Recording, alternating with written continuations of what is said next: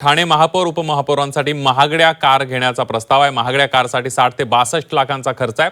नागरी सुविधांना प्राधान्य द्या अशी मागणी काँग्रेसकडून करण्यात आली आहे। वाहनांवर लाखो रुपयांचा खर्च का असा सवाल ठाणे काँग्रेसने विचारलाय। काँग्रेसचे ठाणे जिल्हाध्यक्ष राहुल पिंगळे यांनी हा सवाल केलाय। तर जुनी वाहनं खराब झाल्यामुळे नवीन कार घेतल्याचं ठाणे महापौरांनी सांगितलेलं आहे।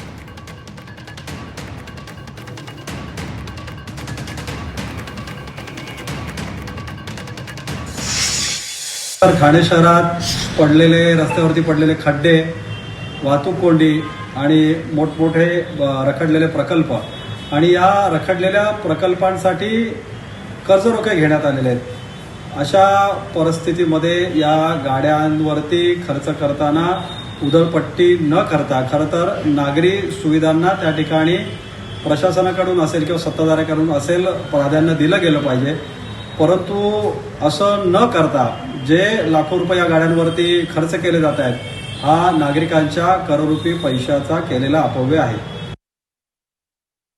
काही गाड्यांमध्ये बिघाड होते आणि मध्ये मध्ये गाड्या बंद पडत होत्या आणि त्या अनुषंगानेच सर्व पदाधिकाऱ्यांच्या गाड्या घेण्याचा निर्णय प्रशासनाने घेतला। बघा, आता साधारण खर्च सांगण्यापेक्षा मला वाटतं ज्या तांत्रिक बाबी आपल्याला पूर्ण करायच्या होत्या त्या करण्याचा प्रयत्न प्रशासनाकडे आम्ही लोकांनी केला होता आणि त्या प्रकारे त्यांनी मान्य केला आहे।